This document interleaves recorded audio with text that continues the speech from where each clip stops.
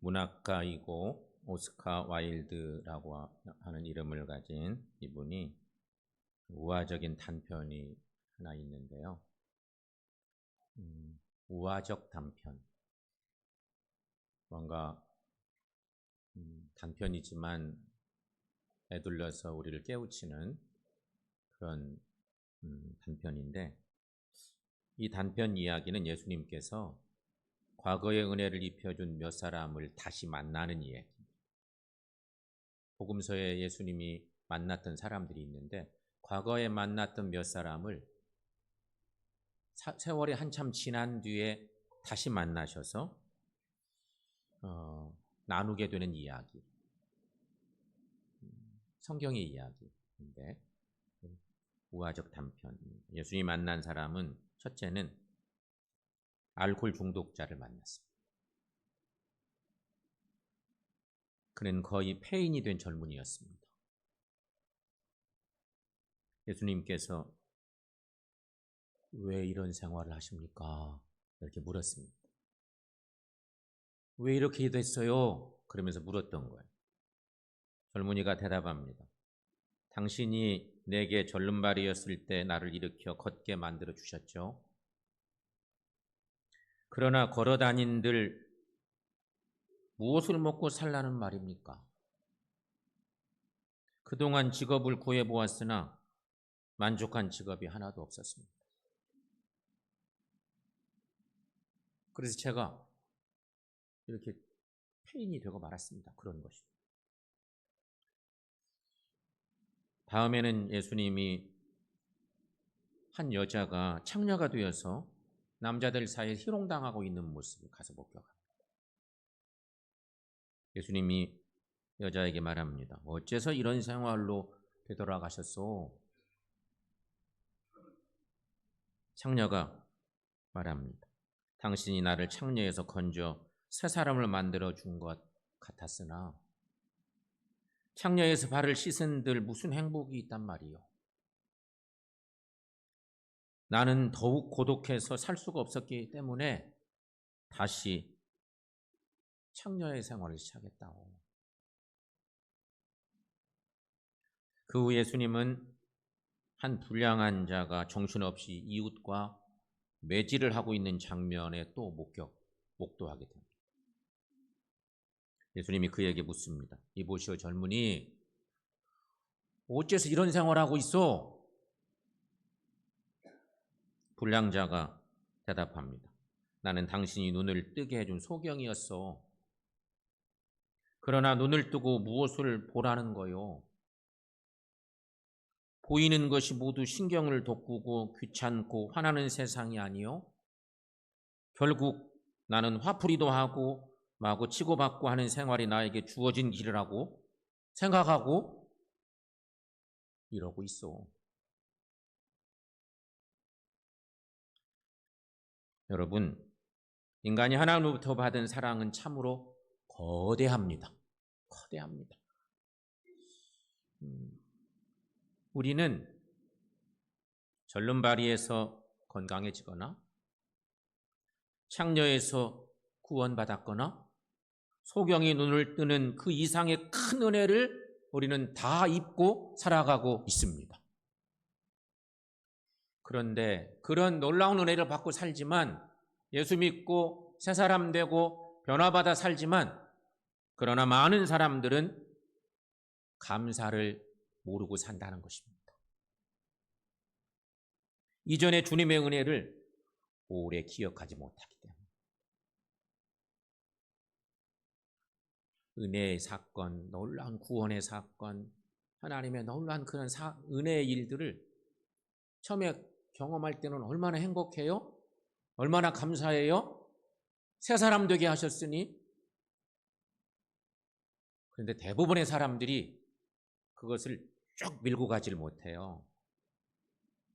1년도 못 버티고 삐뚤어지기도 하고 변해버리고, 거의 대부분이 옛날 원래 자신의 모습으로 돌아가 버리곤 하는 일들이 많다고 하는 것이죠. 그래서일까요, 여러분? 우리 하나님은 이스라엘 백성들에게 세 가지 절기를 지키라고 이 구약의 말씀 속에 명령하고 있는 내용. 우리가 이 본문의 얘기를 잘 알죠. 출애굽한 지 얼마 되지도 않았는데 이런 절기를 지키라고 명령을 주시고 있네요. 이게 참 중요해요. 이런 명령을 지키라고 말씀 주시고 있어요.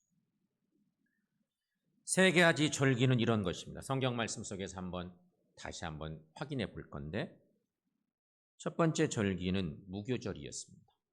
첫째가 무교절. 이 무교절은 성경 말씀에 보면 14, 15절 말씀에 있는데요. 자, 여러분 거기 한번 읽어보겠습니다. 너는 매년 3번 내게 절기를 지킬지니라. 너는 무교병의 절기를 지키라. 내가 내게 명령한 대로 아비벌의 정한 때에 이레 동안 무교병을 먹을지니 이는 그 달에 내가 애굽에서 나왔음이니라. 빈손으로 내 앞에 나오지 말지니라. 아멘. 하나님이 왜 이런 명령을 하실까? 1년에 3번, 그것도 우리가 하나님의 은혜를 듬뿍 받고도 금세 까먹어요. 감동이 있던 것도 그냥 잊혀지기도 하고, 그래서 원래 자기 습관으로 돌아가 버리고 버릇대로 돌아가고 말 때가 많은 거지. 하나님이 이렇게 명령하세요. 두 번째 절기는 맥추절이에요. 맥추절. 두 번째는 맥추절인데 16절 말씀이 있어요. 오늘 말씀의 제목이 쏟아져 나오고, 그리고 오늘 맥추절 감사절을 지키게 하는 뿌리가 되는 말씀이기도 한 거죠. 이 말씀도 함께 읽어보겠습니다. 맥추절을 지키라. 이는 내가 수고하여 밭에 뿌린 것에 첫 열매를 거둠이니라. 아멘. 이스라엘 백성들은 광야에서 40년 보냅니다. 근데 40년을 다 보내지도 않았는데 이런 명령은 이미 하나님이 주시고 있는 거예요. 출애굽한 지 얼마 안 됐는데 이스라엘 남자들 다 이런 절기를 지켜야 된다고 말씀하고 있네요.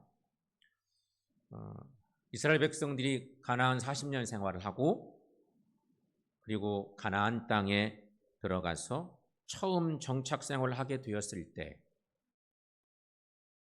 씨를 뿌리고 첫 열매를 거둔 것이 밀과 보리의 수확이었습니다. 첫 열매. 이 첫 열매에 대한 감사가 맥주 감사입니다. 맥주 감사. 성경이 이렇게 얘기하죠. 세 번째 절기는 수장절입니다. 16, 17절 말씀인데 여러분 거기도 함께 읽어봅니다. 수장절을 지키라. 이는 내가 수고하여 이룬 것을 연말에 밭에서부터 거두어 저장함이니라. 내 모든 남자는 매년 3번씩 주 여호와께 보일지니라. 이 마지막 이 표현의 말씀은 시작할 때 14절에도 시작되고 14절에 얘기하고 마지막에 또 한 번 얘기하는 흔히 수미상관법이라고 하는, 오늘 본문만 놓고 보면 꼭 지켜, 나를 꼭 만나자, 뭐 이런 명령하는 그런 말씀인 거죠. 이 수장절, 이것은 모든 농사를 마치고 모든 수확을 거둬들인 후에 감사에 대한 얘기입니다. 이것은 지금으로 말하면 추수감사인 것이죠. 추수감사. 교회가 이런 감사절기들을 지켜요. 이스라엘 백성들이 이렇게 명령하셨었어요. 성경 속에 있는 하나님의 백성들의 명령이니 우리도 이 명령을 받들어 섬겨. 이유인즉슨 아까 우화적 이야기 속에서도 그렇게 새 삶을 주어도 돌아가 버리곤 하는 사람들이 많다는 거예요. 그냥 동화에 있는 얘기가 아니에요. 매둘러서 우리를 꼬집는 얘기잖아요. 그러니 신앙적으로도 하나님은 우리에게 말씀하시고, 이스라엘의 모든 남자들, 모든 자녀들은 1년이면 3번씩 내게 보일 것이라. 감사를 아뢰라고 이렇게 명령하고 있는 것입니다. 자, 여러분, 이런 절기를 지키게 하는 이유가 뭘까? 말씀을 통해서 이제 찾아가 볼 텐데, 하나는 여러분 이 세 절기의 공통점은 감사에 있습니다. 감사. 이게 감사에 있습니다. 무교절은 무교병을 먹는 절기잖아요. 출애굽, 유월절과 관계된 구원의 날이에요. 구원 감사예요. 구원 감사. 무교병을 먹는 이유는 무교절은 구원 감사, 맥주절은 첫 열매에 대한 감사, 수장절은 비슷하지만 한 해의 마지막쯤에 수확에 대한 감사, 이런 걸로 연결되죠. 이 세 절기는 감사로 통하는 맥이 있는 거예요. 사랑하는 여러분, 우리가 잘 아는 성경 말씀, 우리가 그 말씀이 어디 있더라? 그건 혹 잘 몰라도 우리가 너무 유명하게 잘 알고 있는 말씀이 있어요. 항상 기뻐하라, 쉬지 말고 기도하라, 범사에 감사하라. 이는 그리스도 예수 안에서 너희를 향하신 하나님의 뜻이니라. 신앙인의 삶은 어떻게 해야 된다는 거예요? 항상 기뻐하라, 쉬지 말고 기도하라, 범사에 감사하라. 이렇게 하고 계십니까? 요즘 짜증나는 일이 너무 많아서 근데 하나님은 우리들에게 원하시는 것이 기뻐하라, 기도하라, 감사하라 인 것입니다. 여러분, 그러니 우리의 예배에 감사가 빠지면 진정한 예배가 못 된다는 것입니다. 시편 50편 23절 말씀에 이 유명한 말씀이 있습니다. 우리가 잘 아는 말씀이죠. 자, 함께 읽어봅니다. 감사로 제사를 드리는 자가 나를 영화롭게 하나니 그 행위를 옳게 하는 자에게 내가 하나님의 구원을 보이리라. 아멘. 감사가 없으면 예배가 못 된다. 항상 기뻐하라, 쉬지 말고 기도하라, 범사에 감사하라. 이게 하나님의 뜻이야. 하나님의 자녀는 그리 살아야 된다고 하는 거예요. 그렇다면 여러분, 누구에게 감사해야 합니까? 감사는 하나님께 감사해야 하는 것입니다. 역대상 16장 34절 말씀에 여호와께 감사하라, 그는 선하시며 그 인자하심이 영원함이로다. 다윗이 시편에서 또 이걸 얼마나 많이 막 노래하고 찬양하는지 몰라요. 이게 놀라운 발견이에요. 하나님께 감사하라. 그는 선하시며 인자하시며 그 인자하심이 영원하기 때문이다. 하나님의 자녀는 늘 하나님께 감사하는 삶을 살아야 된다는 거죠. 성도 여러분, 모든 일에 다 하나님께 감사하며 사시기를 축원합니다. 두 번째는요, 구원받은 것에 감사하라는 것입니다. 우리가 죄와 허물로 죽었는데 우리 주님께서 우리를 살려주셨습니다. 그 믿음의 고백이 우리에게 늘 필요합니다. 아니, 이게 너무 기본이지만 이것을 잊어버리는 순간 신앙은 병듭니다. 우리의 구원의 주인이 누구신지, 주체가 누구인지를 잊어버리는 순간 신앙이 병들어요. 그래서 에베소 2장 1절은 이렇게 말하죠. 그는 허물과 죄로 죽었던 너희를 살리셨도다. 그는 누구예요? 예수 그리스도이시죠. 허물과 죄로 죽었던 나를 살려주신 분 예수 그리스도. 그런가 하면 요한복음 1장 12절 우리 너무 잘 아는 말 함께 읽어봅니다. 영접하는 자 곧 그 이름을 믿는 자들에게는 하나님의 자녀가 되는 권세를 주셨어요. 너무 잘 아는 말씀이죠. 예수 믿고 구원받고 새 사람 되고 그런 삶을 사는 거죠. 교회 오실 때 여러분 다 스마트폰 가지고 오죠? 제가 예배 때 가지고 올까 하다가 저는 주일날만 스마트폰을 가지고 옵니다. 수예배 때도 금요일 날도 안 가져옵니다. 주일날만 가져옵니다. 특별히 뭔 일이 있을까 싶어서. 여러분 스마트폰 한번 꺼내볼래요? 스마트폰 한번 꺼내보세요. 아니 그냥 꺼내보세요. 이렇게 다 꺼놓으셨나? 그냥 스마트폰 요즘 이 스마트폰 없으면 큰일 나죠? 안 큰일 나요? 저 우리 김도영 권사님 같은 분이 계시니까 또 대단하신데, 옛날 처음에 스마트폰이 생겼을 때는 애들들이 그것만 들여다보고 있다고 막 부모들이 얼마나 저거 원성이었어요. 근데 요즘은 엄마 아빠들이 더 스마트폰에 취해 있어요. 뭔만 하시려면 스마트폰을 검색해. 이것이 대단한 놈이 됐어요, 이 물건. 여러분, 스마트폰은 모든 세계 사람들에게 모든 정보와 지식을 전달하는 창구예요. 옛날에는 백과사전 같은 거 봐야 됐잖아요. 제 서재에도 동아대 백과사전이 있어요. 목회 막 시작할 때 샀던 거예요. 근데 그것이 지금 무용지물이 돼버렸어요. 그것만 봐야 됐거든, 그 전에. 모든 정보와 지식을 스마트폰을 통해서 얻어. 또 놀라운 건 여러분, 전 세계의 소식을 그냥 거의 동시대로 스마트폰을 통해서 봐. 저 남미에서 무슨 사고가 났어요. 오늘 아침에 지금 딱 열어보면 스마트폰 속에 딱 소식이 막 동영상으로 전달되고 이렇게 되는 거예요. 스마트폰이 이렇게 대단해진 이유가 뭐겠어요? 그 이유가 뭘까요? 스마트폰에 있는 엄청난 많은 고사양의 프로그램들이 막 작동을 하는 거야. 기지국도 있고 막 이러지만 이미 그렇게 만들어져 있어요. 그래서 그것을 가지고 있는 우리들에게 아주 짧은 시간에 너무도 대단한 지식과 정보, 소식을 순식간에 전달해 주는 거예요. 그래서 음식하다가도 뭐가 막히면 그거 보고 그냥 거기서 알려주는 대로 하게 되고 뭐 어떤 소식도 다 듣게 되고, 이 스마트폰이 그런 거예요. 대단한 힘을 가지고 있죠.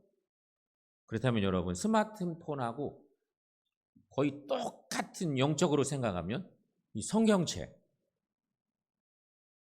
스마트폰에 우리가 푹 빠져 살잖아요. 성경책은 어떨까요? 성경책, 우리의 구원도 하나님께서 100% 다 만들어 주셨는데, 하나님께서 베풀어 주신 100% 구원의 비밀은 스마트폰에 있는 게 아니고 성경 말씀 속에 있음을 믿습니다. 분명해요. 그러므로 여러분, 우리는 예수님을 나의 구세주로 믿으면 영적인 구원을 받는 것을 믿습니다. 성경이 그걸 알려줘요. 성경 떠들러 보시면 그런 얘기로 꽉 차 있어요. 모든 성경의 주인은 다 예수 그리스도이고 하나님이시고, 어떻게 구원받는 이런 것들 성경이 잘 알려줘요. 안 읽어요. 잘 안 들여다봐요. 스마트폰에 빠져있는 시간만큼 성경은 멀리하게 돼요. 영적인 비결은, 구원의 비결은 하나님 말씀 속에 있습니다. 이 시간에 여러분, 감사 찬양을 1절만 한번 신디에 맞춰서 날 구원하신 주 감사 찬양 한번 드려보겠습니다.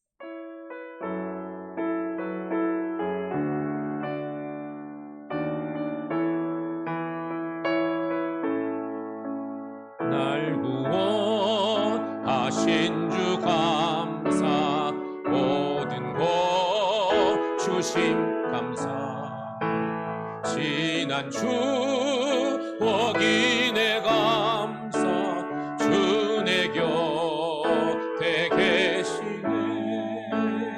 향기로운 봄철의 감사, 외로운 가을날 감사, 사라진 눈물도 감사, 나의 영혼 평안해. 이 유명한 감사 찬양이 3절까지인가 있잖아요. 그런데 이 찬양의 첫 대목은 뭐라고 시작해요? 날 구원하신 주 감사. 뒤에 여러 내용의 감사 내용이 있지만, 사랑하는 여러분, 날 구원하신 주님의 은혜에 늘 감사하며 사시기를 축원합니다. 세 번째는요, 생활 속에서의 감사하라는 것입니다. 일상에서의 감사. 성숙한 신앙인은 일상에서의 감사에서부터 시작해야 합니다. 그것이 진짜 성숙한 신앙이죠. 건강 주신 것에 대해 감사하며 사시기 바랍니다. 좋은 가정 주신 것에 대해 감사하며 사시기를 바랍니다. 좋은 부모님 만난 것, 좋은 자녀 주신 거 너무 소중하고 감사해서 늘 하나님께 감사 찬양하며 사시기를 바랍니다. 요새 구직난에 정말 힘든 젊은이들 많잖아요. 직장 주심에 감사하는, 좋은 직장 주신 것에 감사하는 삶을 사십시오. 땀 흘려 일할 수 있음에 감사하며 사십시오. 이것이 생활 속에서의 감사의 첫걸음 같은 것입니다. 일할 수 있음에 감사. 젊은 날에 일하는 것은 참 힘들다 생각할지 모르지만 연세가 많이 드신 어른들은 이렇게 내가 나이 먹어서도 일할 수 있어서 너무 감사하고, 일을 하다 보니 내가 이렇게 건강해서 너무 감사하다고 이구동성으로 그렇게 어른들은 말씀하시더라고요. 그렇습니다. 이런 모습들이 생활 속에서의 감사입니다. 그런데 생활 속의 감사가 풍성하면 역경과 고난 속에서도 감사하는 삶을 살게 되어 있습니다. 여러분의 인생의 바다는 어떻다고 생각하십니까? 내가 그동안 살아온 내 인생의 바다는 순풍이었습니까? 역풍이었습니까? 여러분이 잘 아시잖아요. 내가 그동안 살아온 내 인생의 여정은 왜 이렇게 역풍만 많았는지, 그래서 힘들었다 얘기하실 분도 있을 거고, 돌아가다 보니 나는 너무 그래도 사사건건 어느 시기마다 이렇게 도우시고 해주셔서 순풍의 연속이었다, 이렇게 말하시는 분도 계실 겁니다.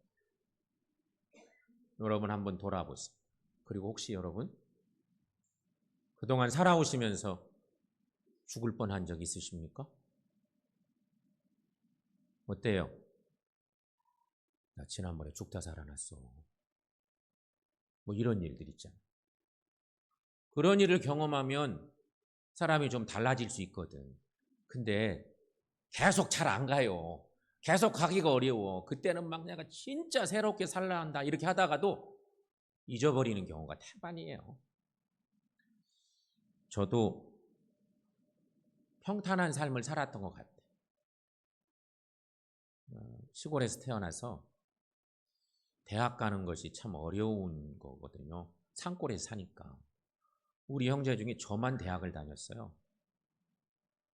제가 막내거든. 그러니까 우리 때는 한 30%만 대학 다닌 것 같아요. 그런 시대이기도 했어요. 저도 평탄하게 사랑 많이 받고, 부모님, 형제들 사랑 독차지하며 저도 살았어요. 하지만 돌아다 보니 죽을 뻔한 고비를 제가 2번 넘겼어요. 죽을 뻔한 고비. 한 번은 초등학교 가기 전에 어렴풋이 생각나요. 나중에 들었죠. 시골에는 옛날에는 수도가 없은 시대니까 동네마다 뭐가 있어요? 동네 가운데 우물이 있어요. 이렇게 뽕 뚫어진 우물. 어른 키만큼 이렇게 빠질 수 있을 정도의 우물. 우리 시골 동네에도 한 3-4개 있어요. 이렇게 여기저기 막 있어요. 흩어져 있어, 그런 우물들이. 근데 제가 좀 아팠던 모양인데 어머니를 따라서 그 물가에 갔다가 이렇게 어머니는 여기서 뭐 일을 하고 계신데 제가 6살이나 7살 먹어서 6살쯤 된 것 같아요. 이렇게 들여다보다가 쑥 빠져버렸어요. 그 생각나요, 얼핏. 거꾸로 들어가서, 근데 우리 어머니가 놀래가지고 물을 잔뜩 먹었는데 이렇게 끄집어내서, 그래서 집에 돌아온 기억이 죽다 살아났으니까 생각이 나요. 어머니가 아니었으면, 만약 그 아무도 없었으면 그냥 들어가서 죽었겠죠? 네? 근데 그 동네 우물이 그렇게 많이 아이들 사고가 난 곳이기도 했었어요. 그런가 하면 또 한 번은요,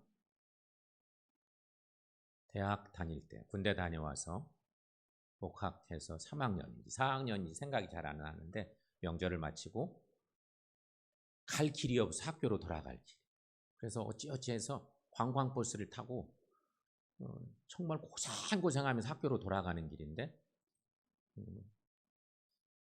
고속도로 휴게소에 내렸다가 그냥 난리의 휴게소가 뭐 어떻게 그냥 음신할 수도 없는 정도인데 이렇게 화장실을 어찌 갔다 와야 되니까 가던 길에 승용차에 제가 치였어요.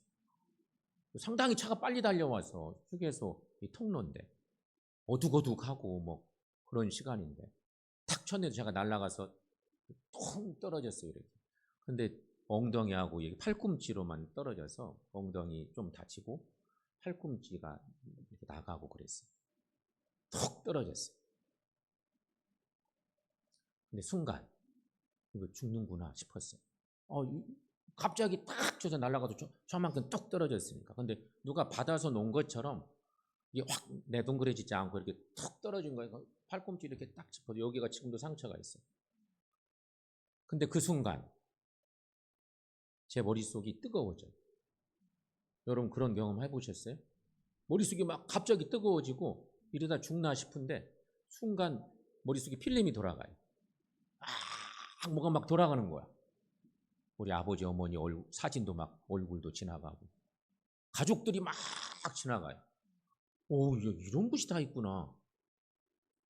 근데 순간 또 하나의 영화 같은 사진이 막 지나가는 것은 제가 어린 시절부터 지내왔던 그런 것들이 막 지나가. 거기서 죽는 줄 알았어요. 막 눈이 막 감기고 막 정신을 잃을 것 같아.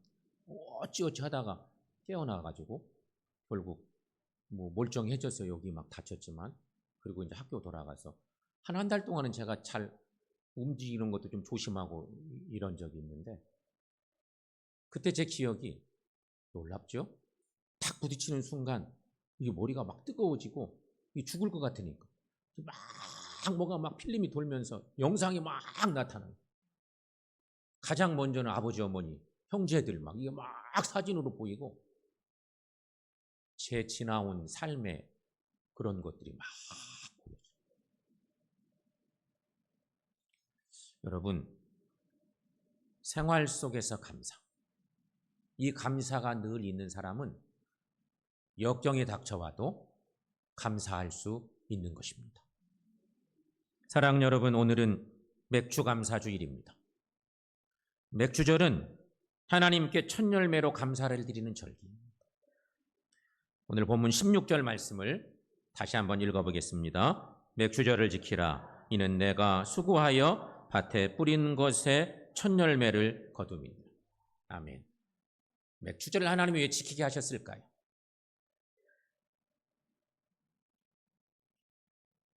우리가 잘 까먹어. 자꾸 잊어버려. 아까 제가 죽다 살아나는 일, 인생 잘 살아야게 됐다. 이런 생각을 다짐하고 막 했었지만 또 살다 보면 또 잊어버려요. 근데 죽다 살아나는 일은 한 번쯤 하는 것도 좋긴 한데 살 수만 있으면 그냥 죽어버리면 뭐 안 되고. 근데 하나님은 이런 절기들을 주신 이유가 뭘까요? 왜 꼭 지키라고 할 거예요? 3번 정해놓고. 까먹으니까. 감동을 잊어버리니까. 그거 잘 기억하고 지키라고. 하나님과 관계 잘 맺고 살라고 주시는 거죠. 여러분 맥주절의 신앙 정신을 우리의 신앙생활 속에 적용하며 사시기를 바랍니다. 그래서 구원받음에 감사하고 생활 속에 늘 감사하며 사시기를 축원합니다. 이렇게 늘 감사하는 삶을 사시는 것이 중요합니다. 그래야 어떤 고난과 역경 속에서도 굴하지 않고 하나님께 감사할 수가 있는 것입니다. 하나님이 기뻐하시는 이 모습 아닐까요? 고난이 역경에 찾아왔을 때 여전히 감사할 사람은 평소에 감사가 있는 사람이어야 돼요. 그것이 없으면 고난과 역경이 오면 어떻게 돼요? 낙심나고 시험 들고 그냥 주저앉아요. 그래서 하나님이 훈련시키는 거예요. 너희들 컨디션 좋을 때, 건강할 때, 평안할 때 3대 절기가 있는데 지키라고. 나를 잊지 말아야 된다고 말씀 주시는 거죠. 이런 은혜의 삶을 사셔서 늘 감사하시고 역경도 이겨내는 감사의 사람들 다 되시기를 축원합니다. 기도하겠습니다.